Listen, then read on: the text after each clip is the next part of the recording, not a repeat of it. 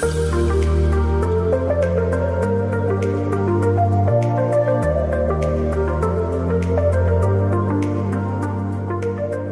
welcome to the Bayliner's Element M17 boat. This is a deck boat that you can get for about $31,000 with all the extra options on it. We've had this for the whole entire summer and it's been a fantastic boat. Today we're going to talk about the inside features. We're going to go out and do some sea trials with it. And then right now, let's talk about some of the things that make it a nice affordable boat, especially for the new boater or someone who wants to park this in the garage. Bayliner designed this to be easily towed. It only weighs 2,500 pounds and it fits in most average garages. It's only 20 feet 1 inch from the tip of the trailer to the back of the motor, and it's only about 7 feet tall. It has a swing tongue hitch on it, which takes about 3 feet off of your total length. This boat comes with Bayliner's patented M-hole design. It looks like an M when you're staring at it from the front here. It does a lot of things. For a small boat, it gives you a lot of stability on the water, and it allows it to have a very low draft, which is very helpful when you're launching and retrieving the boat. You don't have to have your vehicle so deep in the water, and you can operate in more shallow environments. It does a pretty good job in wind chop and waves. You just have to have your speed correct. It's not as good as like a deep V-hull out on the open ocean, obviously, but it's a great all-around boat for whatever conditions you want to use. Like I said, this boat is equipped with almost all the options that Bayliner offers, and most noticeably is the upgraded Mercury 90 horsepower 4-stroke motor that really gets this boat up on plane quick for towing either wakeboarders or tubers and just having a lot of fun on the water. So we're going to go ahead and drop this into the ocean here, go out, do a little sea trial with it, and show you around the interior. Hey, welcome to the Bayliner Element M17 2022 edition. I was going to go through the interior for you here so you get a good idea what's happening. Let's go ahead and start with the back of the boat and then we'll move our way forward. First of all, we have a bimini top here. It's in its kind of stowed position, but it works well at all speeds up to 35 miles an hour, top speed of the boat. And it stows down flat, so it's for easy storage, which is really cool. That's our 90 horsepower Mercury motor back there, purring along. It's nice and quiet. We have a storage area here. This is a cooler. Lots of goodies in there that you can put and keep cold, fill it with ice. It is a structural piece, so you can step on top here and it's nice and non-slip and grooved here. Back in the back we have a swim ladder. This is called the working deck. You got a couple lounge seats here. Those are only for when you're on dock, either at a sandbar or something like that. It's great for getting on and off the dock or in and out of the water. Nice area to dry off and keep the water out of the boat. A couple cup holders here. Also, this is where your ski pole goes. The ski pole is a really good handhold for if you're just using it for the docking purposes. It does a really good job at towing, obviously, the tubers and boaters and everything like that. But you've got a couple cup holders here for if you were using lounge chairs back here. Here's the other lounger, same thing. It's a padded seat back.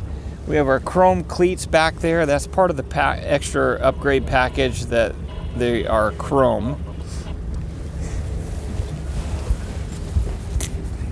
The seating here is awesome. It wraps all around. All these cushions lift up and there's tons of storage under space. This middle one here is strapped down for towing purposes so it doesn't fly out of the boat, but it's a big area if you want to put a cooler, any of your day bags, store gear, whatever. I kind of put my my bumpers under this area just for easy storage sometimes, but you can put all that underneath the seat if you want. This isn't part of the extra seat cushion right here, or the extra package. You pull this out and you can have foot room, or if you put it in, you have a forward or rear facing lounger. So that's kind of nice. Cup holders right here, music, stainless steel I believe, chrome anyway. Handhelds, those are an upgrade right there. Switching over to the driver's side, we have a few things that are kind of fun. The entertainment radio right here, it's waterproof, and 2 speakers, one up front, one in the back. Bluetooth, lots of connectivity options. The driver's section here has a nice tray for your phone, any goodies you want, and a very small instrument cluster, battery, fuel, and speedometer. You don't need much on this boat as far as instrument cluster because the Mercury motor comes with a engine monitoring system that will protect the motor. It'll beep at you if there's a problem. It'll reduce the engine power if it's a severe problem, and if it's a catastrophic problem, the motor will shut itself down. So it's constantly taking care of your motor while you're out having fun, which is a great feature.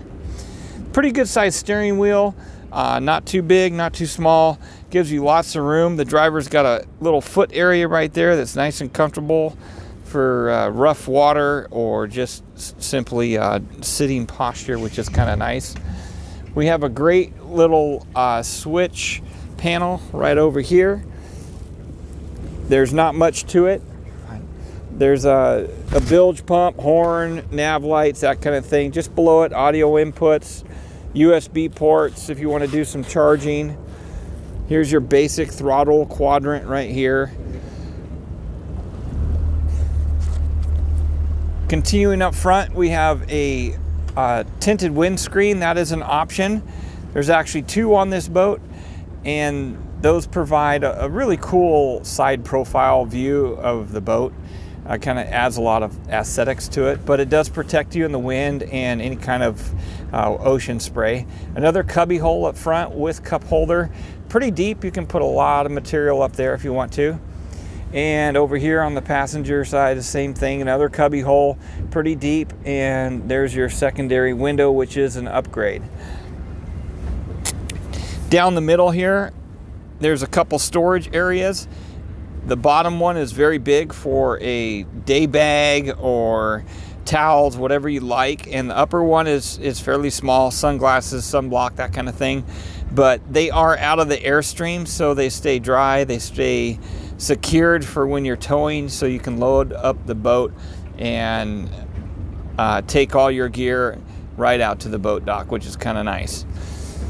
Pretty good size aisle. What you see here is the back of the seat that is removable. This is an extra upgrade, and in this current configuration you have the sunbed installed. So if you look up here, this extra cushion is a slide-in piece. It just grooves right in here, and then these 2 cushions right here are extra. So this whole area opens up into an aisle if you want to, or the sunbed. 2 chrome handholds there. That's an upgraded option. There's your speaker, and then the chrome accents here with the tie downs, cleats right there and there. The running light up front is also chromed out, so that's kind of nice. You'll notice the snaps all the way around the boat. That is an option, so you can put a mooring cover on it, which is great if you want to tow the boat or store it. All these seat covers move, they pick up, and you have a pretty good size anchor box up there in the front. And in that anchor box, it is in direct contact with the hull of the boat. I suggest you line it. I put some of the foam flooring, the boat flooring in there. Stuff's pretty cheap, buy a big section of it, and I lined it with that to protect it from any anchor chain or damage when the boat is taking on chop. So there you go. That is our Bayliner M17 boat. Lots of room back here for 7 adults and playing on the water. As you can see, it's a pretty sizable boat for only 17 feet and does the job for sure. It allows you to get out on the water and have a good time for a nice price.